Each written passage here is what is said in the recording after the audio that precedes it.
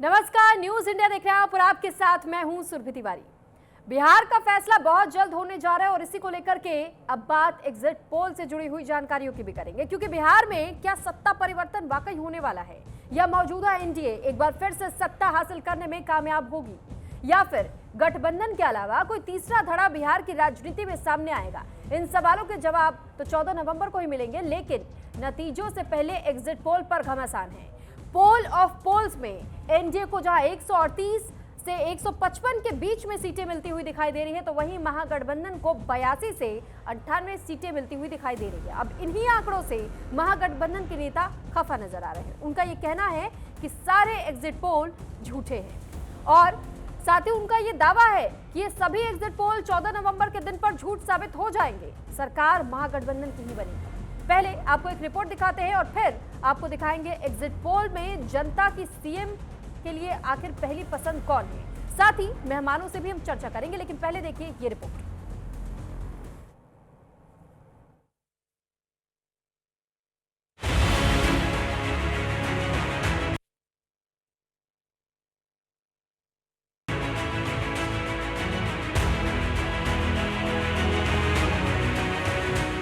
ये जश्न की तैयारी है। बिहार के एग्जिट पोल में एनडीए को बहुमत मिलता देख बीजेपी कार्यकर्ता जश्न की तैयारी में जुटे हुए हैं। लड्डू बनने लगे हैं। उन्हें उम्मीद है कि एग्जिट पोल हकीकत में बदल जाएगा। कार्यकर्ताओं ने गिनती के दिन से पहले ही 501 किलो लड्डू तैयार किया। उनका कहना है कि ये लड्डू एनडीए की संभावित जीत का प्रतीक है। पार्टी कार्यालयों में उत्साह का माहौल है। समर्थक एग्जिट पोल के नतीजों को जीत का ट्रेलर मान रहे हैं। एग्जिट पोल से गदगद बीजेपी और जेडीयू का जोश हाई है। पोल ऑफ पोल्स यानी कि जो भी एग्जिट पोल आए हैं, उनके औसत के अनुसार एनडीए 147 से ज्यादा सीटें जीत सकता है, जो 243 सदस्य बिहार विधानसभा में 122 सीटों के बहुमत के आंकड़े को आसानी से पार कर जाएगा। तो वहीं ज्यादातर पोल्स में महागठबंधन का आंकड़ा 100 से नीचे दिखाया गया है। यही वजह है कि नीतीश कुमार मंदिर और दरगाह पर माथा टेकने पहुंच गए। दावा किया जा रहा है कि अगर एनडीए की जीत हुई तो वो ही सीएम बनेंगे। देखिए, बिहार के लोकतंत्र की जननी की भूमि पर निवास करने वाले हर बिहारी को मैं आभार व्यक्त करता हूं, धन्यवाद देता हूं कि इन्होंने फिर से डबल इंजन की सरकार मोदी जी, नीतीश जी के विकास के रफ्तार को बढ़ाने का अवसर दिया है। उनका आशीर्वाद और स्नेह बिहार के सामाजिक सौहार्द और बिहार के भविष्य को बनाने का एक मौका दिया है और एनडीए सरकार भारी बहुमत से बनने जा रही है। बिहार के अंदर बिहार की जनता अपने अनुभवी और विकास के प्रति समर्पित भ्रष्टाचार मुक्त वातावरण बनाने के लिए एनडीए पर विश्वास व्यक्त किया है। लेकिन अब एग्जिट पोल को लेकर के घमासान शुरू हो गया है, तो महागठबंधन ने इस पोल को नकार दिया। तेजस्वी यादव बोले इस बार बदलाव होगा। आरजेडी नेता तेजस्वी यादव ने प्रेस कॉन्फ्रेंस करते हुए ऐलान कर दिया है कि 14 नवंबर रिजल्ट के बाद 18 तारीख को महागठबंधन ही सरकार बनाएगा और शपथ लेगा। देखिए, हम ना सर्वे में खुशफहमी में रहते हैं, ना गलतफहमी में रहते हैं। ये सर्वे जो है केवल मनोवैज्ञानिक तौर पे साइकोलॉजिकल, जो इतने अधिकारी चुनाव में लगे हुए हैं उनके दबाव में जो है ये सर्वेस लाए गए हैं। पहले भी आप लोग दिखाते थे कि मुख्यमंत्री का चेहरा पसंद किसे करती है बिहार की जनता, तो 16, 17, 18% से ऊपर नीतीश जी नहीं उठ पाए। और वहां तो इस बार एनडीए में घोषणा भी नहीं हुई कि आधिकारिक रूप से सीएम का चेहरा कौन होगा। इतना ही नहीं, राहुल गांधी ने कहा कि ये एग्जिट पोल नहीं है, ये मोदी पोल है।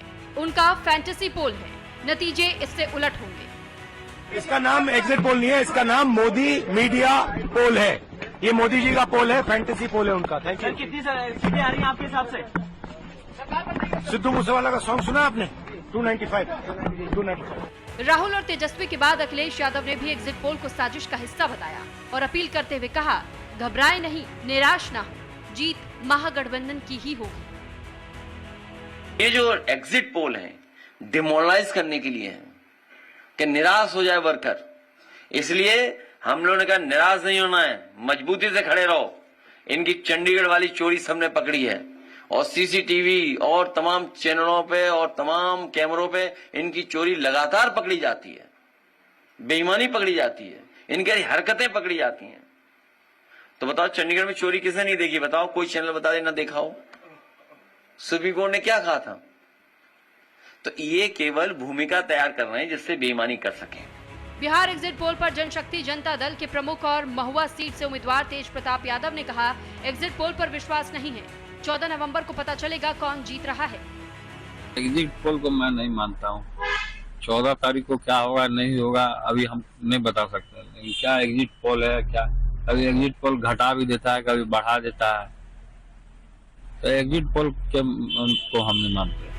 नतीजे चाहे जो भी हो, ये चुनाव बिहार के लिए एक युग का अंत साबित हो सकता है, क्योंकि माना जा रहा है कि ये जेडीयू सुप्रीमो नीतीश कुमार का आखिरी चुनाव होगा।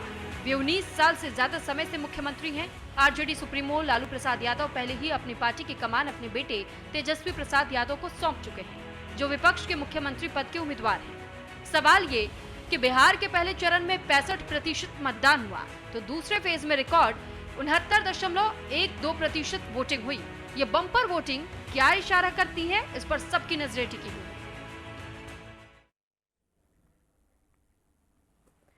तो रिपोर्ट तो आपने देख लिया। अब आगे बढ़ते हुए आपको एक बड़ी खबर भी बता देते हैं कि जो एग्जिट पोल अब तक सामने आ रहे हैं, ऐसे में सबसे पहले ये जान लीजिए कि सीएम के चेहरे के लिए आखिर लोग किसको सबसे ज्यादा पसंद करें। तेजस्वी यादव की अगर बात की जाए तो 34% लोग ऐसे हैं जो कि तेजस्वी यादव को इस वक्त सीएम के तौर पर देखना चाह रहे हैं।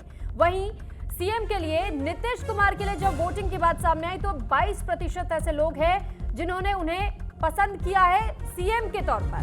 चिराग पासवान के लिए 5% है, जबकि इसी एग्जिट पोल में तेजस्वी को लेकर के सबसे ज्यादा 34% की वोटिंग आई है और प्रशांत किशोर के नाम पर 4% लोगों ने अपनी पसंद को जाहिर किया है। यानी आप सोचिए कि जो एग्जिट पोल मुख्यमंत्री के लिए जब लाया गया, यानी कि मुख्यमंत्री के तौर पर लोग सबसे ज्यादा किसे पसंद कर रहे हैं, तो इस वक्त सबसे आगे इस पोल में तेजस्वी यादव चल रहे हैं। तेजस्वी यादव के नाम पर लोगों ने खूब भर भर करके वोट की बरसात की है और इसमें लगभग 34% अकेले तेजस्वी यादव के हक में जा रहा है। यानी लोग उन्हें सीएम बनता हुआ देखना चाहते हैं, ये लोगों की पसंद है, लोगों का मत है। दूसरी तरफ नीतीश कुमार के लिए 22% लोगों की पसंद साबित हुई है, जबकि चिराग पासवान 5%, प्रशांत किशोर 4%।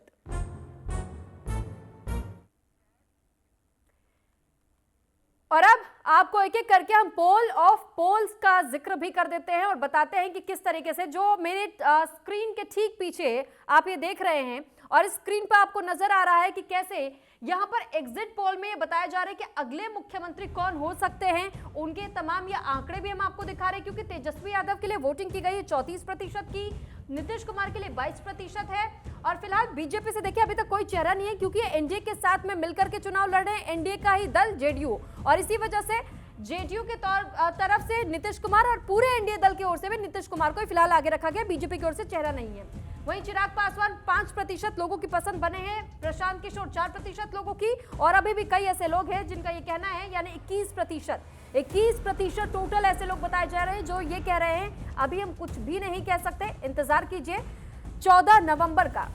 अब हम आपको देखिए एक और डेटा दिखा रहे हैं। यहाँ पर आप देखिए बिहार विधानसभा चुनाव में पोल ऑफ पोल्स में जो वोट प्रतिशत है एनडीए को लेकर के 43% पूरा ये परसेंट सामने आ रहा है, जबकि महागठबंधन के लिए 41% है, जन स्वराज की पार्टी के लिए 4% है, और अगर अन्य की बात करें तो 12% है। यानी यहाँ बाजी मारती हुई एनडीए दिखाई दे रही है 43% पर, महागठबंधन हालांकि बहुत ज्यादा डिफरेंस नहीं है, मुश्किल से 3% का ही यहाँ पर फर्क आपको दिखाई देगा, माफ कीजिएगा 2% का फर्क दिखाई देगा। महागठबंधन 41% पे, एनडीए देखिए 43%, तो ये बहुत माइनर सा इस बार डिफरेंस हमें देखने को मिल रहा है, लेकिन कांटे की टक्कर इस बार महागठबंधन ने जरूर दी, और शायद यही कारण है जिस वजह से कहा जा रहा है महागठबंधन के लोगों की ओर से कि हम इन महापोल्स पर या एग्जिट पोल्स पर बिल्कुल भी यकीन नहीं करते हैं। हम इंतजार करेंगे 14 नवंबर का कि कब 14 नवंबर का दिन आए, उस दिन मतगणना हो और उसके बाद ये तय हो कि किसकी सरकार वाकई में सत्ता में आ रही है।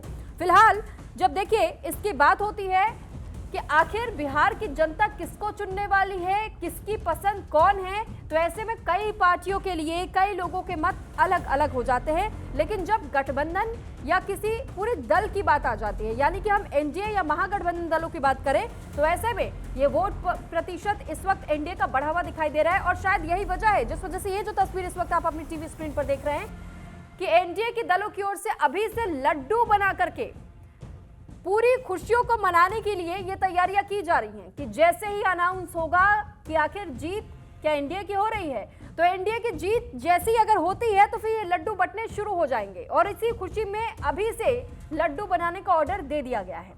तो आप इससे अंदाजा लगा सकते हैं कि कितनी कॉन्फिडेंट इस वक्त एनडीए नजर आ रही है अपनी जीत को लेकर। लेकिन दूसरी तरफ ऐसे महागठबंधन भी है जिन्होंने ये दावा किया है कि वो जानते हैं कि सत्ता परिवर्तन इस बार होगा, एक नए अध्याय की शुरुआत होगी। लेकिन अब देखना होगा कि क्या वाकई ऐसा होता है या फिर तस्वीर वही की वही रहती है। बहरहाल अब हम आगे बढ़ेंगे और अपने सभी मेहमानों का सबसे पहले स्वागत करेंगे। और आप लोगों से मैं तारुफ करवा देती हूँ जो मेहमान हमारे साथ जुड़ चुके हैं खास चर्चा करने के लिए। धीरज पांडे जी प्रवक्ता हैं आप बीजेपी से, जगदीश शर्मा जी नेता है आप कांग्रेस से, महेश दास जी प्रवक्ता है आप जेडीयू से, रविशंकर रवि जी प्रवक्ता है हमारे साथ आरजेडी से, और अक्षत सोनक जी प्रवक्ता जनसुराज पार्टी से, प्रवीण सिंह जी एडिटर आप मैट्रिक से। आप सभी का एक एक करके बहुत स्वागत मैं करती हूँ। सबसे पहले धीरज पांडे जी, मैं आपके पास आ रही हूँ। एक बहुत बड़ा सवाल ये उठ रहा है कि एनडीए कॉन्फिडेंट है, ओवर कॉन्फिडेंट है, क्योंकि लड्डू बनने के लिए तो आप लोगों ने ऑर्डर दे दिया है।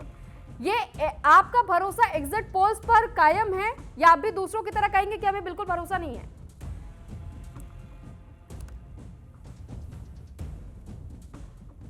मेरी आवाज आ रही है? जी बिल्कुल आ रही है।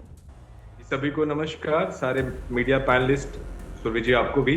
जी। आपने जो सवाल पूछा अपने आप में बड़ा रोचक है।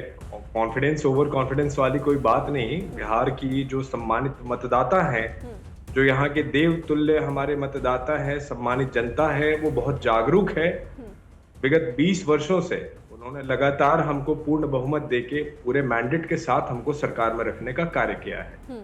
तो स्वाभाविक सी बात है कि हमारा जो विश्वास होगा वो बहुत उच्चतम स्तर पे होगा। और साथ ही साथ ये जो बिहार की जनता का भरोसा है वो हम पर हमसे भी ज्यादा। तो हम सीधी सीधी बात ये कहेंगे कि इसमें कॉन्फिडेंस ओवर कॉन्फिडेंस वाली कोई बात नहीं है। एनडीए की सरकार ने बिहार को लगातार डिलीवर करने का काम किया है। विनाश के उस युग से निकाल के विकास के पगडंडी पे जिस प्रकार से हमने चलने का कार्य किया है और लगातार इसमें हमने डिलीवर करने का कार्य किया है। हमने इतने माइलस्टोन दिए हैं कि हमको बिहार की जनता जो है वो लगातार अपना आशीर्वाद, अपना मतदान का आशीर्वाद देती है और निरंतर हमको बिहार की सत्तासीन कर रही है। और पुनः जब 14 तारीख को मतदान का गणना होगा तो आप देखेंगी कि एनडीए 150 प्लस सीटों के साथ फिर से बिहार में अपनी सरकार स्थापित करेगा। ये मैं पूरे दावे के साथ कह सकता हूं, क्योंकि हमने बिहार को वो सब कुछ दिया है जो बिहार की बेसिक नीड थी या फिर उसकी हायर साइड की नीड। तो इसलिए हम पूरी तरह अपने जीत को लेकर आश्वस्त हैं और पूरी तरह से हम जो है आत्मविश्वास से लबालब हैं कि हमको 14 तारीख को फिर बिहार की जनता का आशीर्वाद मिलेगा और फिर से हम 18 तारीख को बिहार में अपनी सरकार बनाएंगे। नीतीश कुमार जी उसके मुख्यमंत्री होंगे। ठीक है सर, मैं लौट रही हूँ आपके पास। अब मैं कांग्रेस का रुख करना चाहूंगी। जगदीश जी, राहुल गांधी का एक स्टेटमेंट हमने सुना और उन्होंने कहा कि मुझे एग्जिट पोल्स पर भरोसा नहीं है। तो भरोसा उन्हें किस पर है? लेकिन साथ ही उनका ये भी एक दावा है, वो कहते हैं कि सिद्धू मूसेवाला का वो गाना सुना है क्या आपने, 295? जब उनसे ये सवाल पूछा जाता है कि कितनी सीटें आ रही है, सर वो 295 की बात कर रहे हैं। 243 में से 295 वो कैसे लेके आ जाएंगे?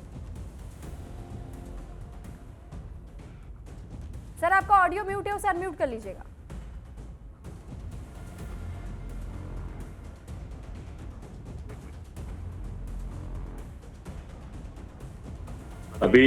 अभी आपने कहा कि राहुल गांधी को एग्जिट पोल पर भरोसा नहीं है। ये तो आपका चैनल भी दिखा रहा है कि आप चैनल वालों को भरोसा नहीं है। जब ऑनलाइन आप वोटिंग करें तो मुख्यमंत्री तेजस्वी बन रहे हैं और जब एग्जिट पोल मीडिया के देखे तो हमारी सरकार नहीं बन रही है। कहना कि मैं चुनाव को बहुत समय से देख रहा हूँ और मैं समझता हूँ चुनाव का सही मायने में कोई मतलब नहीं है। चुनाव अमित शाह जी, मोदी जी, चुनाव को पता है कि कौन जीत रहा है कौन हारा है, यही तय करते हैं। मैं तो हमेशा कहता हूं कि चुनाव का मतलब नहीं। अब देखिए, जैसे हरियाणा की बात करें, मुख्यमंत्री ने 2 दिन पहले कह दिया चिंता मत करो, सब सेट है। राहुल गांधी बात करें, जनता के बीच में गए थे, जनता का बदलाव की बात करें, क्योंकि जनता बदलना चाहती है। पर जब नतीजे आएंगे तो सारे एग्जिट पोल धरे के धरे रह जाएंगे। कुछ ऐसे नतीजे आ जाएंगे, आप भी देंगे और हम भी देखेंगे।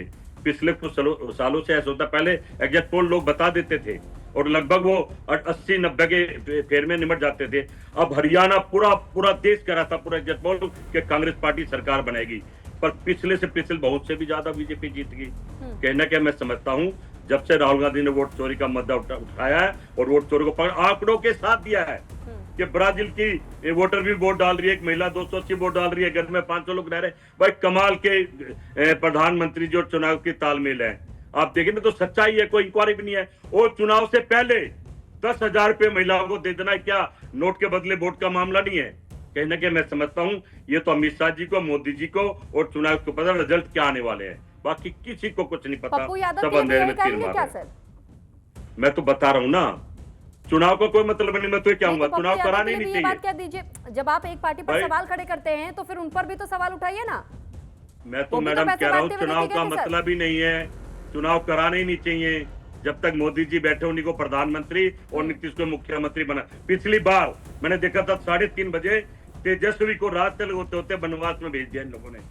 11 सीटों पर ऐसे आंकड़े दिए, 3:30 बजे रात को उनका बदल दिया। बेचारे राम वनवास की तरह, जैसे राम राज करते थे अयोध्या में चले गए थे, ऐसे तेजस्वी भेज दिया। इस बार भी ऐसा कुछ होने वाला है। कहीं ना कहीं मोदी जी का और नीतीश जी का तय है कि सरकार बनाओ, चाहे कैसे भी बनाओ, चाहे ईडी इस्तेमाल करो, चाहे सीबीआई इस्तेमाल करो। उस बात का भी जवाब दे दीजिए कि 295 आप सीटें कैसे लेकर के आ जाएंगे बिहार में? देखो गाना, आप तो राहुल गांधी में कमी ढूंढते हो, तो गाना बता रहा है, वो गाना बता रहा, आपने बात पकड़ ली। पत्रकारों की ओर से सवाल पूछा जाता है कि कितनी सीटें सर आ रही है, आप गाना बता रहा है, बताइए, तो वो कहते थे 295, आप कहते हैं कि गाने का जिक्र कर रहे हैं। वो तो मुंह से सिद्धू वाले का गाना बता रहा, आप उसको सीरियसली ले। जब सवाल पूछा जा रहा है सीटों को लेकर के, तो सिद्धू मूसेवाला। अरे राहुल गांधी तो कह रहा है कि राहुल गांधी जनता के बीच में बिहार चाहता है कि एनडीए का टुकड़ा साफ हो जाए। उनको ना मोदी चाहिए ना अंतिम नीति चाहिए। ठीक है, बिहार की जनता तो ये कह रही है, महेश दास जी, आपके चैनल भी ये कह रहे हैं। महेश दास जी, मैं अब आपके पास आ रही हूँ, जेडीयू से प्रवक्ता हमारे साथ जुड़े हुए हैं। सर, अभी बिहार का फैसला अभी होना बाकी है, 14 नवंबर का हर कोई इंतजार कर रहा है। आप अपनी जीत को लेकर के कितने आश्वस्त नजर आ रहे हैं? और क्योंकि हमने एक और पोल चलाया, हालांकि कांग्रेस को यह लग रहा है कि 2 अलग अलग तरीके के पोल्स दिखाए गए, लेकिन एक पोल सीएम चेहरे के लिए था, एक पोल पूरे बिहार की जनता के फैसले के लिए था। अब मैं आपसे भी पूछना चाहूंगी, आप अपनी जीत को लेकर कितना आश्वस्त है? दूसरा ये कि मुख्यमंत्री के तौर पर भी क्या उम्मीदें वाकई इस बार भी आप लोगों को है कि एनडीए अगर जीतती है तो फिर वाकई मुख्यमंत्री के तौर पर, सीएम के तौर पर नीतीश को ही चुना जाएगा?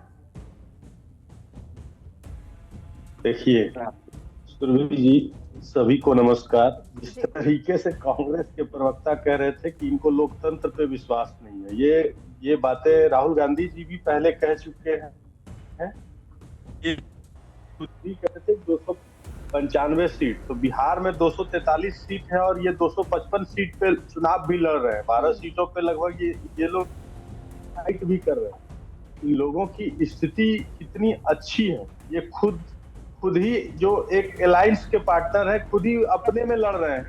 ये हम लोगों से क्या ही लड़ेंगे, ये इनको भी पता है और ये बिहार की जनता को भी पता है। और इन लोगों, और जहां तक बात रही बिहार में हम लोगों का जो एक रुझान आ रहा है एग्जिट पोल के माध्यम से, एग्जिट पोल एग्जैक्ट नहीं होता है, ये मैं भी मानता हूँ। बहुत सारे मानक पे ये कभी गलत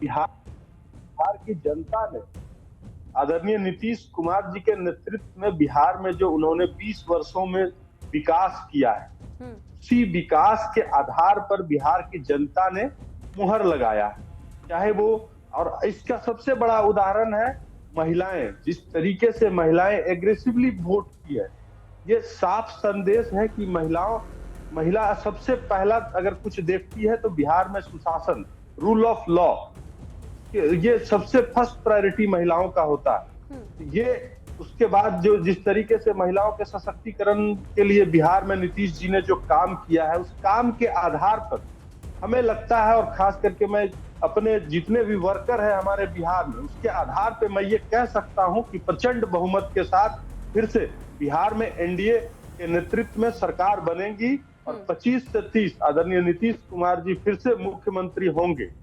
इन लोगों का जो चरित्र रहा है और ये महागठबंधन का जो अपना इन लोगों लेकिन का फ्रेंडली सीएम के तौर पर तो पसंद सबसे ज्यादा इस वक्त जनता तेजस्वी यादव को कर रही है। आप कह रहे हैं कि मुख्यमंत्री तो नीतीश बनेंगे, एनडीए को जीत मिलेगी। एग्जिट पोल में एनडीए को जीत जरूर मिल रही है, लेकिन सीएम के तौर पर आपने कहा उनके नीतीश कुमार के काम को पसंद किया जा रहा है। सर, पसंद किया जाता तो शायद ये सीएम के तौर पर भी उनका नाम सबसे आगे आना चाहिए था। कहीं कोई कमी तो होगी, तभी तो शायद से ये कौतूहल की स्थिति चल रही है कि क्या एनडीए से वाकई सीएम के तौर पर नीतीश कुमार का ही नाम आगे किया जाएगा या नहीं किया जाएगा। ये जो आपका आंकड़ा है, इसका सैंपल साइज क्या है मुझे नहीं पता। अगर आप 10 आदमी का भी वोटिंग करा लें, उसमें भी आप परसेंटेज निकाल सकते हैं, इससे कोई बहुत बड़ी चीज नहीं है। लेकिन नीतीश कुमार जी ने जो बिहार में लोगों के लिए काम किया है, न्याय के साथ जो उन्होंने बिहार में विकास किया है, विकास के आधार पर बिहार के जनता ने मोहर लगाई। ये कोई सर्वे या कोई ये नहीं लगाया, ये बिहार की जनता ने, 14 करोड़ जो जनता है, उन्होंने, बिहार की जनता ने नीतीश कुमार जी को आशीर्वाद दिया। और एनडीए गठबंधन का जो आप एक आंकड़ा बता रहे हैं, उस आंकड़े में आप 14 तारीख को देख लीजिएगा कि नीतीश कुमार जी को आशीर्वाद बिहार की जनता ने दिया है और उसी आधार पे आदरणीय नीतीश कुमार जी बिहार के मुख्यमंत्री होंगे। इसमें कहाँ कोई दिक्कत। ठीक है, मैं लौट रही हूँ आपके पास। मैं रवि जी आपके पास भी आ रही हूँ, लेकिन एक बार मैं अक्षत सोनक जी का भी इससे पहले मैं रुख करना चाहूंगी। अक्षत जी, एक सवाल आपसे, ये बहुत महत्वपूर्ण हो जाता है कि अभी नई नवेली पार्टी है आपकी बिहार में, और जो एंट्री आप लोगों की हुई है बहुत धमाकेदार हुई, लेकिन उसके बाद हमने देखा कि दूसरा चरण आते आते जैसे प्रशांत किशोर कहीं गायब से हो गए हैं। क्या वो अभी से अपनी हार मान बैठे हैं क्या? देखिए, सबसे पहले तो आपको और सभी मेरे पैनलिस्ट को नमस्कार। ये जो भारी वोटिंग हुई है, बम्पर वोटिंग जिसको सब लोग कह रहे हैं, 65% है फिर से, और दूसरे चरण में 68% के आसपास, ये काफी सांकेतिक है। और इसका अगर आप गहराई से मतलब समझेंगे तो आपको अपने प्रश्न का उत्तर बहुत साफ सीधा मिल जाएगा कि बिहार की जनता, अगर आप देखें तो डेटा को अगर समझते हैं, हम डेटा की पार्टी हैं, हम हर चीजों को गहराई से समझते हैं। 60% लोग ऐसे हैं जो विकल्प की तलाश में थे, और पिछले कई दशकों में बिहार में इतनी बड़ी वोटिंग ये संकेत देती है कि इस बार सत्ता परिवर्तन और बदलाव के लिए लोगों ने वोट दिया है। और प्रशांत किशोर जी को जो आप कह रही हैं कि गायब थे, हम लोग जनता के साथ जमीनी मुद्दों पर उनके साथ संघर्ष करने में लगे थे। हमने उन युवाओं की बात उठाई है जिनको 10 से 15 हजार रुपए के लिए अपने घरों को छोड़कर बाहर जाना पड़ता है, पलायन मजबूरी में करना पड़ता है। तो वही युवा जब छठ पूजा में अपने घर लौटा है तो वो एक्स फैक्टर के रूप में उभरा है इस पर्टिकुलर इलेक्शन में। और हम ये मानते हैं कि वही युवा जिसके बदलाव के लिए, जिसको आगे रख के, प्रशांत किशोर जी ने कभी नहीं बोला था कि वो मुख्यमंत्री बनना चाहते हैं। हमने हमेशा ये बोला है कि बिहार के युवा को, जो बिहार का लड़का है, उसकी प्रगति कैसे हो, उसकी तरक्की कैसे हो, हम इस पे ध्यान दें। और कहीं ना कहीं वो इस आपको भी रुझानों में नजर आ जाएगा। और अभी जो पोलिंग हुई है उस भारी भरकम आंकड़े में भी यही साफ निकल के आ रहा है हमारा। बाकी मैं आपके पोल का भी सम्मान करता हूं, लेकिन मुझे इसमें बिलीव नहीं है। मैं इससे जो जितने पोल्स अभी दिखा रहे हैं, मेरा ये मानना है जो हमारी पार्टी का, कि ये सांकेतिक है इतनी भारी वोटिंग, और ये उन युवाओं के द्वारा है, उन पलायन जो लोग कर गए उनके द्वारा है, उन महिलाओं के द्वारा है जो अपने पति, अपने बच्चे को वापस लाना चाहती है, जो भाजपा के एजेंडा की हम 1 GB डेटा देंगे, लोग कह रहे हैं, उन्होंने डेटा को नकार कर अपने बेटा को अपने पास बुलाने की प्रक्रिया या ऐसी पार्टियों को ज्यादा उन्होंने तवज्जो दी है। मेरा ये मानना है। चलिए ठीक है, मैं आपके पास लौटूंगी। अब रवि जी आपका रुख कर रही हूं मैं, क्योंकि इस वक्त आरजेडी का स्टैंड जानना सबसे इंपॉर्टेंट हो जाता है। अंत में मैं आपके पास इसलिए आई हूं ताकि सभी के जवाब सुनने के बाद आपसे मैं वो जवाब सुन सकूं कि तेजस्वी यादव जितने कॉन्फिडेंट नजर आ रहे हैं, पूरा लालू परिवार जितना कॉन्फिडेंट दिखाई दे रहा है, और महागठबंधन के तमाम दलों की ओर से एक ही स्टेटमेंट कि एग्जिट पोल पर हमें भरोसा नहीं कि वो एग्जैक्ट पोल है। इंतजार 14 नवंबर का कीजिए, 18 नवंबर को हम सरकार बनाएंगे। सुरभि जी, आपको और सारे पैनलिस्ट को मेरा नमस्कार। देखिए, एग्जिट पोल की जो क्रेडिबिलिटी है वो पिछले कुछ वर्षों से बहुत ही घटी है। वो शंका और सस्पिशन के दायरे में आ गए हैं हमेशा से। लोकसभा चुनाव जो 24 वाला था उसमें भी हम सब लोगों ने देखा। तो एक पॉइंट तो ये है कि क्रेडिबिलिटी कम हुई है, तो हम एग्जिट पोल को उस तरह से यकीन नहीं कर सकते जैसे पहले किया करते थे। बाकी 2 एग्जिट पोल्स 2 ऑर्गेनाइजेशन के द्वारा जो किया गया है उसमें महागठबंधन को भी बढ़त दिखाई जा रही है। हाँ, ये बात सही है कि ज्यादा ऑर्गेनाइजेशंस एनडीए को बढ़त दिखा रही है, लेकिन 2 ऑर्गेनाइजेशन ने महागठबंधन को भी बढ़त दिखाया है। प्लस हमारे कार्यकर्ता, हमारे पोलिंग बूथ एजेंट्स, वहां से जो हमें फीडबैक मिल रहा है और ये जो बढ़ोतरी हुई है ये भी आज तक देखा गया है कि वोटिंग परसेंटेज में बढ़ोतरी जब हुई है तब सत्ता में परिवर्तन हुआ है और ये परिवर्तन के लिए वोट किया गया है, ये चेंज के लिए वोट किया गया है, ऐसा हम मानते हैं। और वो इसलिए मानते हैं कि विकास के पैमाने पे बिहार अन्य राज्यों की तुलना में पीछे, कानून अपराध के मामले में आगे। तो ये जो सारी चाहे विकास का दुर्दशा का मामला हो या कानून व्यवस्था का दुर्दशा का मामला हो, पलायन का मामला हो, तो तेजस्वी जी ने जो घोषणाएं की, तेजस्वी जी ने जो, हमारी पार्टी ने जो मैनिफेस्टो दिया, हमारी पार्टी ने जो वायदे किए, हमारी पार्टी ने, हमारे लीडर ने जिस तरह से यूथ से कनेक्ट किया और जो उनकी सभाओं में जिस तरह से लोग बढ़ चढ़ के हिस्सा ले रहे थे, जो एक जन सैलाब था, तो ये हमें बताता है कि वोट ज्यादा हमारे पक्ष में गिरे हैं और इसका परिणाम जो है हमारे लिए आएगा और हम सरकार बनाएंगे। तो ये परिवर्तन के लिए मतदान हुआ है बिहार में इस बार, ऐसा हम इससे आश्वस्त हैं इस बात से। ठीक है, आप कह रहे हैं कि आश्वस्त है, लेकिन दूसरी तरफ हम ये भी देख रहे हैं और सुन रहे हैं। अच्छा, एक सवाल ये भी बनता है कि जब आश्वस्त होने की बात आती है अपनी जीत को लेकर के, आप लोग एग्जिट पोल्स को नकार देते हैं, लेकिन उसके बाद से महागठबंधन के दलों में से कोई एक दल आगे आकर के ये कह दे कि अगर एनडीए जीती तो समझिए वोट चोरी हुई है।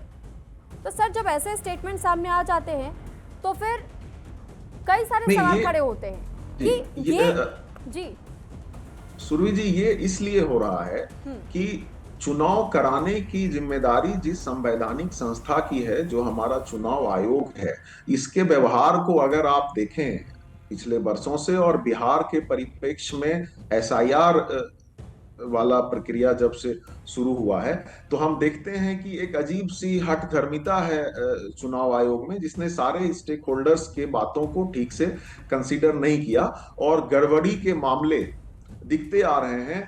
अभी भी सीसीटीवी कैमरे बंद हो जाना, उसके बाद गाड़ियों का आवागमन दिखना, कई जगह से रिपोर्ट आए कि ताकतवर वर्चस्ववादी लोगों ने कुछ पिछड़ों दलितों को वोट नहीं देने दिया गया। ये भी देखने में आया कि जीविका दीदियां जो हैं वो इन्फ्लुएंस कर रही हैं। ये भी देखने को आया कि बीजेपी एजेंट्स जो हैं वो बूथ के अंदर सिंबल और पैम्पलेट बांट रहे हैं। ये भी देखने को आया कि बहुत सारे वोटर को बूथ से लौटना पड़ा, लेकिन उनका नाम नहीं था। सवाल ये इस वजह से भी उठता है ना सर आप लोगों पर कि जब अगर इंडिया जीत जाए तो फिर तो वोट चोरी हुई है। जैसे राहुल गांधी भी वोट चोरी को लेकर के अलग अलग हाइड्रोजन बम, कभी कोई बम फोड़ने की बात कह देते हैं, कभी वो ये सीधा सीधा कह देते हैं पोस्ट के जरिए, आप सोशल मीडिया एक्स का सहारा लेते हैं और ये कहते हैं कि अगर जीत हुई है एनडीए की तो समझिए कि वोट चोरी तो गारंटेड हुई है। अब ऐसे में सवाल ये इसलिए पूछे जाते कि अगर आप जीते तो सब कुछ ठीक रहा, लेकिन आप नहीं जीते तो फिर वोट चोरी हो गई।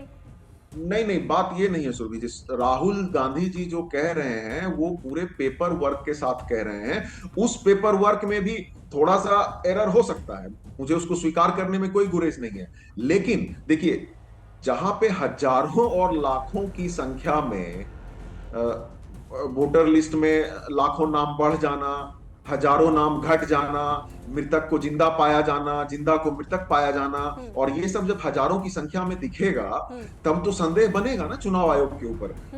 और जब हम चुनाव आयोग से प्रश्न करते हैं तो बीजेपी स्पोक्स पर्सन बन के आ जाती है उसके पक्ष में बात करने के लिए। तो ये उस संदेह को और गहरा करता है कि ऐसा क्यों हो रहा है। ये गठजोड़ दिखता है साफ साफ। सुप्रीम कोर्ट में जब मामला जाता है, जो ज्यादातर नीरज लोगों के पांडे जी पास जो आपकी किसी बात डॉक्यूमेंट है का जवाब आधार देना चाह रहे कार्ड, हैं, उसके लिए लेकिन इतनी इस बीच हमारे जद्दोजहद साथ करनी पड़ी। प्रवीण सिंह जी भी जुड़ चुके हैं, उनका भी एक बार मैं स्वागत कर लूं। प्रवीण जी बहुत इतनी स्वागत है बड़ी, आपका, आप कानूनी एडिटर प्रक्रिया के बाद मैट्रिक्स आधार से को माना। जुड़े हुए हैं। जी सर, अब रवि जी जल्दी बात पूरी कीजिए, फिर मैं धीरज जी के पास जाऊंगी। मैं बस एक लाइन और कहूंगा कि सुप्रीम कोर्ट की प्रक्रिया में इतनी जद्दोजहद के बाद आधार कार्ड जैसे डॉक्यूमेंट को चुनाव आयोग ने माना कि उसके आधार पे लोगों के नाम को सम्मिलित किया जाएगा इलेक्टोरल रोल में। आप देखिए ना ये किस तरह की स्थिति है, ये मैं कहना चाह रहा था। तो ये सब संदेह गहरा करता है चुनाव आयोग का व्यवहार। ठीक है, अब धीरज जी आपकी बात सुनने के लिए हम भी अभी बैठे, आप अपनी बात पूरी कर लीजिए, फिर मुझे प्रवीण जी का रुख करना है। जी, मैं अपने विद्वान प्रवक्ता राष्ट्रीय जनता दल जो अभी बहुत सारी बातें कह रहे थे, उन्होंने दो बड़े अच्छे प्रश्न किया और अपने आप में उत्तर भी दिया। इन्होंने कहा कि आजकल जो ये आप एग्जिट पोल दिखा रहे हैं, इनकी विश्वसनीयता कम है, लेकिन दूसरी तरफ ये कह रहे हैं कि तेजस्वी यादव को सबसे ज्यादा लोगों ने पोल किया है, उसको ये मानने को तैयार है, और दूसरा एग्जिट पोल इनके लिए खराब है। तो आप समझ सकते हैं कि इनके मन मस्तिष्क में क्या क्या चल रहा है। दूसरा, ये इन्होंने कंप्लीट एसआईआर जैसी प्रक्रिया पे फिर से प्रश्न उठाने का कार्य किया। एसआईआर पूरी तरह से एक संवैधानिक प्रक्रिया, संविधान की प्रदत्त शक्तियों के अनुरूप जो पूरा कार्य हुआ। अब मैं बता रहा हूं आपको कि इनकी चुनाव आयोग से इतनी शिकायत क्यों है। ये बिहार में 1990 के जंगल राज के महानायक लोग हैं। 1993 में इलेक्शन कमीशन ऑफ इंडिया ने वोटर आई कार्ड के जरिए वोटिंग की प्रक्रिया शुरू कराई। 1995 में बिहार में सिर्फ 30% लोगों के पास वोटर आई कार्ड होता है। तब तक तो ये अपनी सरकार बूथ लूट के बना ले जाते हैं। लेकिन जब हम 99-2000 के करीब आते हैं तो हम पाते हैं कि बिहार में जो वोटर आई कार्ड की संख्या रहती है लगभग 100% के आसपास होने लगती है। आप 2000 का परिणाम देख सकती हैं कि किस प्रकार से बिहार की जनता ने अपने मताधिकार को प्राप्त करने के बाद, जिनका मत ये लोग लूट लेते थे, बूथ लूट लेते थे, उनके पन्ने लूट लेते थे, वहां पे बिहार की जनता ने पहली बार अपने पूरे आत्मविश्वास के साथ, अपने सम्मान के साथ मताधिकार करने का कार्य किया। परिणाम आप देख सकते हैं कि ये कहां पर थे। लास्ट में इनको विधायकों को उठा के इनको सरकार बनाने का काम किया आदरणीय लालू प्रसाद यादव जी ने। 2005 आते आते जब बिहार की जनता को पूरी तरह से वो सम्मान मिला, बिहार की जनता ने सबसे पहले अगर किसी को हराया तो जंगल राज के उस महानायक आदरणीय लालू प्रसाद यादव को चुनाव में हराने का कार्य किया। 2010 आते आते इनकी स्थिति ये हो गई कि इनकी जो नेता है आदरणीय श्रीमती राबड़ी देवी जी, वो भी चुनाव हार जाती है। इनकी पूरी पार्टी जो है 21 सीटों पे समेट के रह जाती है। इनके पास लीडर ऑफ ऑपोजिशन जैसी, लीडर ऑफ ऑपोजिशन के बराबर भी सीट नहीं आ पाती है। तो ये हमारे मुख्यमंत्री और हमारी पार्टी एनडीए ने लोकतंत्र के सम्मान में इनके नेता को बुलाया और कहा कि जब लीडर ऑफ ऑपोजिशन नहीं रहे तो संविधान का ये कहीं ना कहीं संविधान पर एक प्रश्न खड़ा होता है। तो अब्दुल बारी सिद्दीकी को इन्होंने लीडर ऑफ ऑपोजिशन बनाया। उसके बाद इन्होंने लगातार बिहार में माई समीकरण कहा। अब मैं इनके माई समीकरण पे आता हूं तो आप देखिए अभी वर्तमान में इनके राष्ट्रीय अध्यक्ष कौन और लगातार राष्ट्रीय अध्यक्ष कौन, आदरणीय लालू प्रसाद यादव। नेता प्रतिपक्ष कौन, आदरणीय तेजस्वी यादव जी। विधान परिषद में नेता प्रतिपक्ष कौन, श्रीमती राबड़ी देवी जी। सिर्फ वाई ही वाई है, एम कहीं है ही नहीं। और वाई में भी सिर्फ एक परिवार के वाई, बाकी बिहार के वाई तो इनके लिए बस वही है कि आए, इनको वोट दे और ये उस वोट पे अपना राज करते रहे। इन्होंने एक राजतंत्र बना रखा है, एक परिवार तंत्र बना रखा है कि जो भी होगा हमारे परिवार का लड़का होगा, हमारे परिवार की महिला होगी। भाई बहन सम्मान भी है तो सिर्फ अपने परिवार की महिलाओं के लिए है, युवाओं का सम्मान है तो सिर्फ अपने परिवार के युवाओं के लिए है। इन्होंने कहा कि तेजस्वी यादव जी ने यूथ को कनेक्ट करने का काम किया। मैं सीधा सीधा कहता हूं कि उन्होंने यूथ को कनेक्ट करने का काम तो नहीं किया, लेकिन झूठ को बड़े अच्छे तरीके से कनेक्ट करने का काम किया। जो ब्लफ उन्होंने दिया कि हम प्रत्येक घर एक नौकरी देंगे, अगर हम आंकड़ों की माने तो बिहार में 2,90,00,000 हाउस होल्ड है। उतनी नौकरियां क्या ये बिहार में ले आ पाएंगे? सबसे पहले इनको ये जवाब देना चाहिए।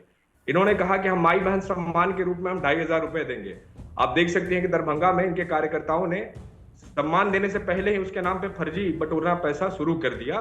उस पर दरभंगा में एफआईआर भी हुआ। सर एक तरफ आप ये भी तो देखिए कि अगर इतने सारे मुद्दे आप गिना रहे हैं, इसके बावजूद जब सीएम चेहरे की बात आती है तो लोग तेजस्वी यादव को पसंद कर रहे हैं। सर आप जंगल राज का जिक्र कर रहे हैं, आप बहुत पहले से आप लोग ये राग अलाप रहे हैं कि जंगल राज इसके इतर भी लोगों की पसंद बने हुए तेजस्वी यादव। मैं फिर कहूंगा, देखिए सैंपल साइज क्या है, सबसे पहले मुझे ये सुरभि मैडम मैं जवाब देता हूँ। जगदीश जी मैं बोल लूं, शर्मा जी 2 मिनट हो गया। अभी एक-एक आपको करके मैं एक सर, छोटा सा क्योंकि उदाहरण मुझे देता हूँ। सर महाराष्ट्र में प्रवीण सर भी चुनाव हुए थे। इंतजार कर रहे हैं, उनके पास भी मुझे जाना है। मैं एक मिनट जी। महाराष्ट्र में विधानसभा चुनाव हुए थे। एक एक्टर हैं एजाज खान, जिनके मिलियंस ऑफ फॉलोअर्स हैं सोशल मीडिया पे, मिलियंस ऑफ फॉलोअर्स हैं। जब उनका मत, आप उनका मत चेक कर लीजिएगा कि उनको कितनी वोटिंग हुई थी। जिनके मिलियन ऑफ फॉलोअर्स हैं, लगभग 1,500 या 2,000 वोट से भी नीचे उनके मत आए थे। तो क्या है, ये मुझे बताने की आवश्यकता नहीं है। आज युवाओं के हाथ में ज्यादा फोन है, सब किसी को वोट दे सकते हैं, लेकिन सैंपल साइज क्या है, सब कुछ पहले उस पर आधारित है। लेकिन हम जो कह रहे हैं कि हम बिहार क्यों जीतेंगे, हम इसलिए जीतेंगे कि हमने बिहार को लगातार डिलीवर किया है। मैं एक शायरी कहूंगा, जिस दिन से चला हूं मेरी मंजिल पे नजर है, आंखों ने मेरे दिल का पत्थर नहीं देखा। हमने इतने मैडम पिछले 14 साल में क्या हो रहा है आपको बताना चाहता हूँ। ये जब चुनाव हो जाते हैं, डबल इंजन की सरकार विकास की बात करते हैं, और चुनाव में कभी विकास की बात नहीं करते, मोदी की गारंटी की बात नहीं करते, डीजल पेट्रोल की बात नहीं करते, किसान की बात नहीं करते, महंगाई की बात नहीं करते, महिला सुरक्षा की बात नहीं करते। चुनाव के बाद सबका साथ सबका विकास की बात करते। शुरू में इन्होंने, जब ये 14 साल पहले आए, तो पैसा देकर विधायक खरीद कर सरकार बनाई। हमारी सरकारें थोड़ी बहुत जगह से उदाहरण है। उसके बाद ईवीएम से सरकार को, देश को लूटा, चुनाव को लूटा, और अब ये वोट कर पाएंगे क्या आप? अगर ये आरोप लगा देते हैं, अरे भाई दुनिया को पता है, खरीदा अरे भाई दुनिया को पता है मैडम सिद्ध क्या कहना, सबको पता है, सबको पता है कैसे सरकार के लिए इन्होंने हमारे विधायक खरीद के धमका ईडी सीबीआई भेज से, सबको पता है। फिर ईवीएम से लूटी, और अब चुनाव वोट चोरी से लूट रहे हैं, अब वोट चोरी से लूट रहे हैं। कभी किसी चुनाव में इन्होंने मोदी की गारंटी पर बात नहीं करी। आप जो बातें कह रहे हैं किसी चुनाव में, पीछे के सर हम बातें नहीं, हम वादे भी नहीं, हम सीधा तो भाई सबको पता है, बताइए सर, बातें आप आरोप सिर्फ लगा सकते हैं। ये बताइए, बिहार के चुनाव में मोदी की गारंटी पर कोई भी बोला कि महंगाई कम करेंगे, डीजल पेट्रोल सस्ता करेंगे, महिला की सुरक्षा करेंगे, रोजगार देंगे, नौकरी देंगे, फौज को मजबूत करेंगे? बताइए, एक भी मुद्दे पर इन्होंने बात करी हो? तो ये कर ही नहीं सकते। ये तो जंगल राज की बात करें, मैं करूं डकैत आ गए देश में, चुनाव लूटने के लिए डकैत आ गए, इस देश को लूट घेरा। भूटान में प्रधानमंत्री पहुंच गए, यहाँ लोग मर रहे थे बम ब्लास्ट से। वहां अडानी को बिजनेस दिलाना था, हर विदेश जाते हैं अडानी को बिजनेस दिला के आ जाते हैं। भूटान जरूर था या दिल्ली या हिंदुस्तान जरूर था?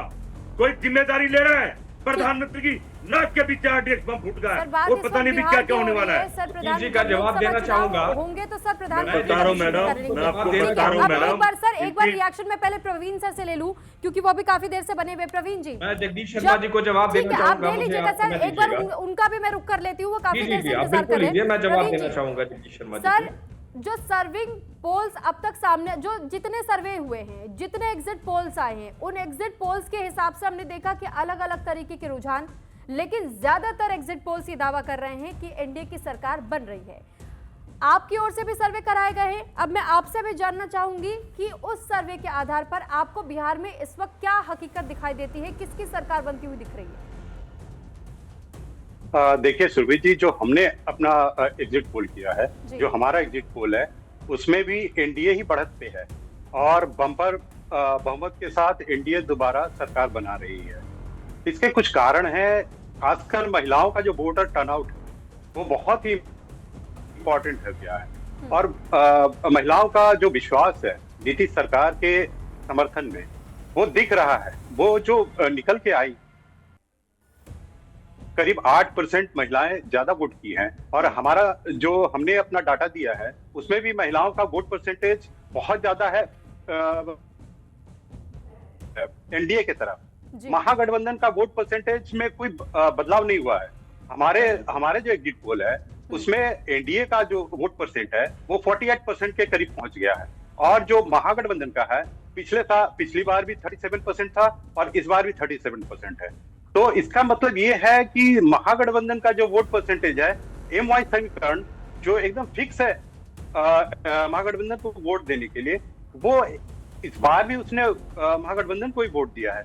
लेकिन जो पहले चिराग पासवान जो अलग थे, उनका वोट परसेंटेज और आरएलएम का वोट परसेंटेज बढ़ के जो इसमें एनडीए में आ गया है, उसका फायदा एनडीए को मिल रहा है, और वो सीटों में भी रिफ्लेक्ट हो रहा है। सर, जन सुराज किसी का वोट काटने का काम कर रही है क्या? क्योंकि एक नई पार्टी, लेकिन जिस धमक के साथ आई, जिस तरीके से हमने उनके रैलियों में भीड़ देखा, क्या वो इस बार किसी का वोट परसेंटेज काट रही है?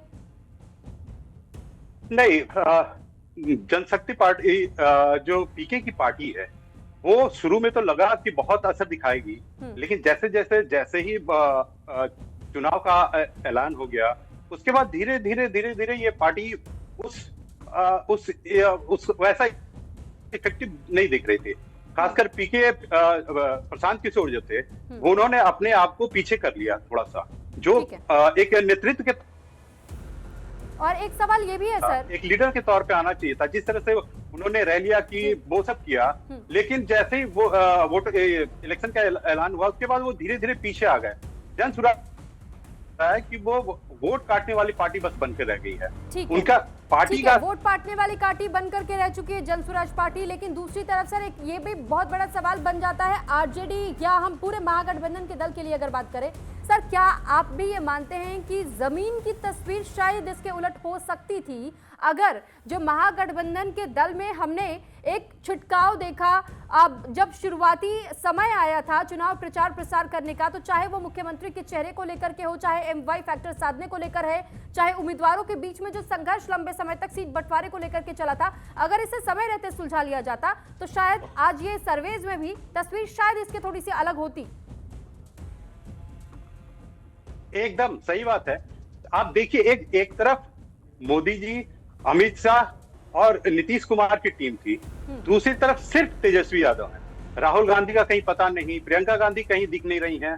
और आप देख लीजिए, जितने भी प्रचार हुए हैं महागठबंधन की तरफ से, अगर उसको पूरे बढ़िया से देखिएगा तो तेजस्वी के अलावा और कोई नहीं दिखता है। तेजस्वी की 156 रैली ये बताती है कि तेजस्वी अकेले सिंगल हैंडेड महागठबंधन को लीड कर रहे हैं, सिंगल हैंड लेके चल रहे हैं। अकेले तेजस्वी महागठबंधन को नहीं जिता सकते हैं, वो आरजेडी को जिता सकते हैं, महागठबंधन को नहीं जिता सकते हैं।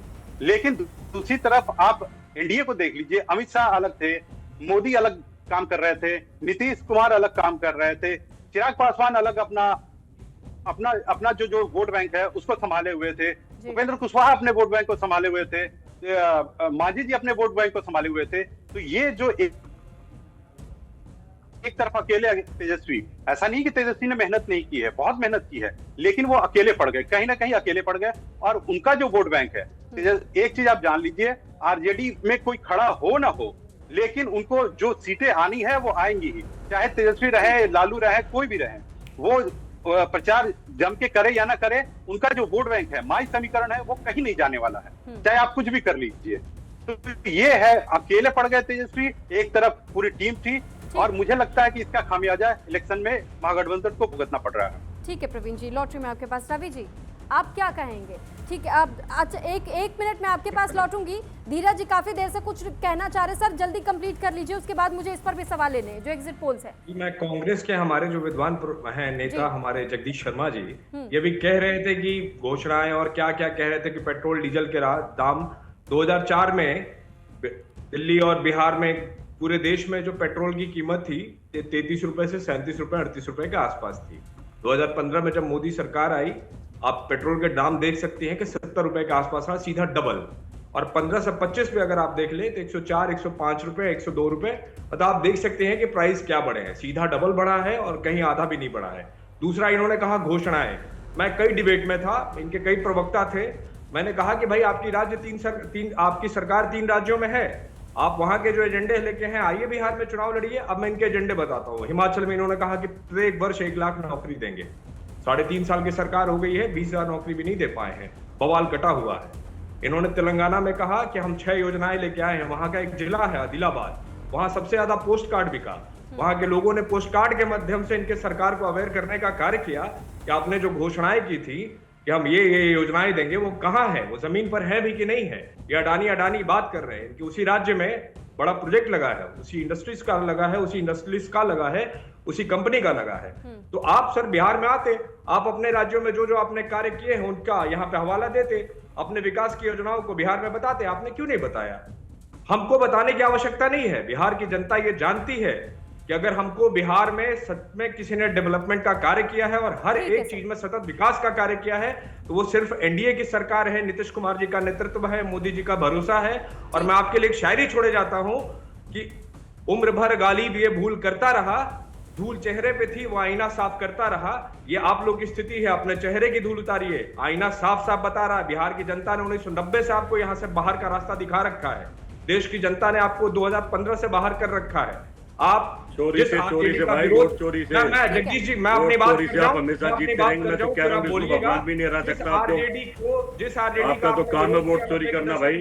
केंद्र मैं की सारी सबूतों के साथ संस्थाएं पकड़ लगा लिया, दी चुनाव उनके चुप पीछे। बैठा है। आज उनके राहुल पीछे गांधी के आपको ऊपर जाना बात पड़ करता रहा हूं, है कि राहुल हमको गांधी तो कुछ पोल सीटें खोल दे रहा है दीजिए, हम भी चुनाव में आ तुम्हारी जाएं। चुनाव ये आप ठीक है, किस ठीक है। स्थिति और रिया आप जी, किस ठीक है। सवाल तो भाई ठीक आप है, हम मैं पर सवाल जगदीश उठा जी, रहे हैं। आपके पास तो 1990 लेकिन के रवि दशक जी में से भी आपने मेरा RJD के एक पीछे सवाल तमाम है केंद्रीय रवि जी, संस्थाएं लगी आप भी ये स्वीकार करेंगे क्योंकि वाकई में वोट परसेंटेज में थोड़ा सा बदलाव हो सकता था पिछली बार के अनुसार। कई एग्जिट पोल्स में ये दावा जो एनडीए की ओर किया जा रहा है ये महागठबंधन के लिए भी हो सकता था, क्योंकि ऐसी तस्वीरें भी दिखाई दी जब लोगों की ओर से महागठबंधन को लेकर भी अपनी इच्छा जाहिर की गई कि शायद उन्हें जीतना चाहिए इस बार। अगर आप लोगों के बीच में वो मनमुटाव जो मतभेद की खबरें सामने आई थी वो आप लोगों ने समय रहते संभाल लिया होता तो शायद वो नुकसान आपको ना इधर झेलना पड़ता। एक तो मैं अपने बीजेपी के प्रवक्ता साथी से ये कहना चाहूंगा कि मैं कोई विद्वान नहीं हूँ, मैं सिर्फ एक विद्यार्थी हूँ। विद्वान लोग तो बीजेपी में पाए जाते हैं बस। सर अगर आप बोल रहे हैं तो मेरे लिए आप विद्वान हैं, हमको यही संस्कार मिला है कि हम आपको विद्वान ही कहें। मैं सिर्फ मैं आपको विद्वान ही देखिए मानूंगा। तंज समझते हैं तो तंज नहीं है, ये बहुत संस्कारित भाषा है, यही आप लोग की समस्या है। मैंने बड़े हमको विद्यार्थी रहने दीजिए, आपको विद्वान साथी हमको विद्यार्थी रहने दीजिए। आप यहाँ बोल रहे हैं तो आप विद्वान साथी हैं। ठीक है सर, आप ज्ञानी विद्यार्थी हम आपको कह देते हैं। अब नहीं, इस बात पे नहीं, नाराज मत होइए सर। अरे कोई ज्ञानी नहीं है, है, सब सीखने की कोशिश कर रहे हैं इस दुनिया में। किसी को लगता है वो ज्ञानी है तो भाई उनको वो मुबारक। अब मैं आपके सवाल पे आता हूँ। देखिए ये बात सही है, इसको स्वीकारना तो पड़ेगा कि कुछ सीटों पे अगर हम जिसको हम फ्रेंडली फाइट कह रहे हैं, अगर हमारा ठीक से हम उसको रिकॉन्साइल किए हुए होते अपने कॉन्फ्लिक्ट को, और जो कि नहीं हो पाया, तो हम वहां पे लड़ रहे हैं तो एक और बेहतर स्थिति होती। बावजूद इसके इसमें वो चंद सीटों की बात है, और ये कोई पहली बार नहीं हो रहा है राजनीतिक इतिहास में कि फ्रेंडली फाइट हो रहा हो एक ही गठबंधन के दो दलों के बीच। साथ में मैं ये भी कहना चाहूंगा कि देखिए जैसे दो ये वीआईपी पार्टी के साहनी जी और आईआईपी के आईपी गुप्ता जी, इन लोग भी अभी महागठबंधन में हैं, तो मुझे लगता है उनका जो समर्थन समूह है, उनका जो आधार है, वो गठबंधन महागठबंधन को मजबूत करेगा और हम एक बेहतर स्थिति में होंगे। तो ठीक है, अब जगदीश जी भी काफ़ी देर से कुछ ना कुछ कहना चाह रहे हो, लेकिन उनके पास अभी मैं आ नहीं पा रही थी, तो अब जगदीश जी आपके पास मौका है, अब आप अपनी बात पूरी तरीके से रख सकते हैं। और सवाल ये भी, क्योंकि अभी आपने सुना प्रवीण जी को भी, उनका भी यही कहना था, मानना था कि अगर राहुल गांधी भी समय से महागठबंधन के साथ हो लिए होते तो शायद तस्वीर आज दूसरी निकल करके सामने आती। इस तरीके से एग्जिट पोल्स पर आप लोगों को सवाल खड़े नहीं करने पड़ते। देखिए मैडम, एग्जिट पोल पे तो सवाल हमेशा खड़े रहेंगे, क्योंकि सरकार के दिए आंकड़े हैं। सरकार को पता है जो लोग दे रहे हैं ये गुमराह करते हैं। कहीं ना कहीं मैं समझता हूँ राहुल गांधी तो बहुत समय से 14 नवंबर को तो सब कुछ सामने आ जाएगा। मैडम क्या बात कर रहे हो, चुनाव का मतलब क्या? मैं तो बार बार कहता हूँ सब कुछ तो खुला है। वोट चोरी से चुनाव जीतना इनकी आदत बन गई है। चुनाव चुप है, जवाब देता नहीं है। अगर आप जब ब्राजील की महिला सर वोट चोरी से आप इसका बार बार जिक्र कर रहे हैं, अगर आपकी सरकार बन गई महागठबंधन की तो भी आप यही कहेंगे वोट चोरी हुई है? देखिए मैं तो फिर भी विरोध करूंगा जब तक बैलेट पेपर नहीं हिमाचल में वोट चोरी हो गई है, पहचानो चुनाव का कोई मतलब। हिमाचल में क्या हुआ, पंजाब में क्या हुआ, सबको पता है। गुजरात से लेके दिल्ली से लेके वोट चोरी नहीं हुआ, लेकिन जहाँ सरकार आप लोगों की नहीं बनती तो वहाँ वोट चोरी हो जाते हैं। देखिए ये तो मोदी जी अमित शाह जो चुनाव तय करते हैं, भाई कहाँ थोड़ी एक आधी सरकार में भी दे देते हैं, पूरा देश लूट लेते हैं, एक आधी तो देंगे वो भी ले लेंगे। ये तो उनको पता है किसको क्या देना, हमें क्या देना तो आप ये कह रहे हैं कि एहसान के नाते बस वो एक दो राज्य आप लोगों को दे रहे हैं? हाँ यही हो रहा है। वो भी अंतिम मैं हिमाचल की बात करूंगा। हिमाचल में चुनाव में था, वहाँ का नारा था कांग्रेस के 8 और बीजेपी कांग्रेस के 4 और बीजेपी के 8, लेकिन 25 ला के खड़ा कर दिया। कहीं ना कहीं आज चुनाव पर सवाल जो उठ रहे हैं वो जायज उठ रहे हैं। हम सबूतों के साथ बता रहे हैं कि वोट चोरी हो रही है, वोट चोरी हो रही है, वोट चोरी हो रही है, पर कहता नहीं राहुल गांधी तो ऐसा राहुल। अरे एक ईमानदार आदमी, भारत का बेटा, भारत की बात कर रहा है, उसको आप समझ नहीं रहे हैं, जिसके परिवार ने शहादत दी देश के लिए। भाई एक तो बता दो जिनको दियो, इनको तो लूटना होगा। मैडम ये लूटते रहेंगे, इनका कोई कुछ नहीं कर सकता है। ये नंग है, नंग से तो भगवान भी डरता है। तो सर इसीलिए तो मैंने आपसे पूछा कि अगर आपकी पार्टी महागठबंधन दल अगर जीत रही है बिहार में, तो भी क्या आप इसी स्टेटमेंट पर कायम रहेंगे? देखिए, हमारी पार्टी तो पूरे भारत में जीत रही है मैडम, इस बात को समझो। लोग त्राईमान है, कह राहुल गांधी हमें बचाएगा, कांग्रेस की बचाएगी। 2015 के बाद से आप लोगों की वो स्थिति कभी बदली क्यों नहीं? अभी भी सर वोट प्रतिशत बढ़ाने के लिए स्ट्रगल कर रहे हैं सर। मैडम विष्णु भगवान भी 60-65 सालों का जो आप लोगों का रिकॉर्ड था, वो रिकॉर्ड हर बार टूट रहा है। चोरों को, डकैते को कैसे करें जब चुनाव आयोग इनके साथ मिला बैठा है? वोट की जरूरत नहीं, इनको अपना आप ले लेते हैं। बताइए कौन वोट देगा इनको? किसान देगा क्या? तो सर आपके हिसाब से तो देश में चुनाव करवाने बंद कर दिए जाने चाहिए। नौजवान देंगे, पढ़े लिखे बच्चे, इनको वोट देगा कौन? किसका काम करा इन्होंने? बताइए, किसको नौकरी दी? 2 करोड़ ने देने की बात थी, महंगाई कम करने की बात थी। सर हिमाचल में कितना दिया ये बताइए ना। अगर ये तय करते हैं अमित शाह और प्रधानमंत्री ही, तो फिर तो सर आपके अनुसार तो ऐसा होना चाहिए कि देश से बिल्कुल वोटिंग सिस्टम को गायब कर देना चाहिए, चुनाव होने नहीं चाहिए। बिल्कुल कर देना चाहिए। मैं तो हाथ जोड़ के प्रार्थना कर रहा हूँ, जब तक मोदी जी जिंदा है इन्हीं को बने रखो। खर्चे तो बच जाएंगे, तो वोट चोरी ये अनाप शनाप खर्चे हो रहे चुनाव में, ये तो बच जाएंगे। ये जो अनाप शनाप चुनाव में खर्च हो रहे हैं तो बच जाएंगे। कितना जिएंगे मोदी जी? बाप का घड़ा तो भरता है ना। छोड़ दीजिए मोदी जी पर। लोकतंत्र संविधान का मजाक बना के रख दिया, सबको पता है। दिखाई दे रही है सर, इस तरीके की बयानबाजियां बौखलाहट नहीं दिखा रही। अरे इस देश को लूट रहे हैं और तुम्हारे और हमारे सामने जल्दी कर से नहीं आप पा रहे अपनी बात रख लीजिए, उसके बाद धीरज जी भी कुछ कहना चाह रहे हैं। मैं तो बता रहा हूँ मैडम, दोनों हाथों से लूट रहे हैं, पैसे से, धन से, बल से, ईडी से, सीबीआई से। इनका पेट ही नहीं भर रहा। कितना पैसा चाहिए आप कह रहे हैं वो देश लूट रहे हैं, कितना पैसा चाहिए? खा के मरेंगे क्या? रविशंकर जी कुछ कहना चाहेंगे जल्दी, क्योंकि धीरज जी बस मैं पास में जाऊंगी। क्विकली देखिए, 2-3 चीज तो ये सबकी जानकारी में है ना, कि ऐसे उदाहरण आ रहे हैं जहां पे कि वोटरों की संख्या जनसंख्या से ज्यादा हो जा रही है, जो महाराष्ट्र में दिखा। जो लोग हरियाणा में वोट करते हैं वो उत्तराखंड में वोट करते हैं, क्योंकि मुझे वो बिहार में आके वोट कर रहे हैं। हाँ। Fake voter, duplicate voter, bulk voter, ये सारे इंस्टेंसेस दिख रहे हैं। तो ये तो गड़बड़ियां हो रही हैं। ठीक है, आप भी दावा कर रहे हैं गड़बड़ियां हो रही है। धीरज जी 30 सेकंड आपके पास भी, जल्दी। मैं यही कहूंगा कि जब लगातार हार मिलती है तो इस तरह की बौखलाहट और मानसिक संतुलन ऐसा हो जाता है। जगदीश जी साफ साफ इसका उदाहरण दिखा रहे हैं। मैं यही कहूंगा कि आसमान से अगर फरिश्ते भी उतर आए, वो भी इनके सामने आए तो मारे जाएं।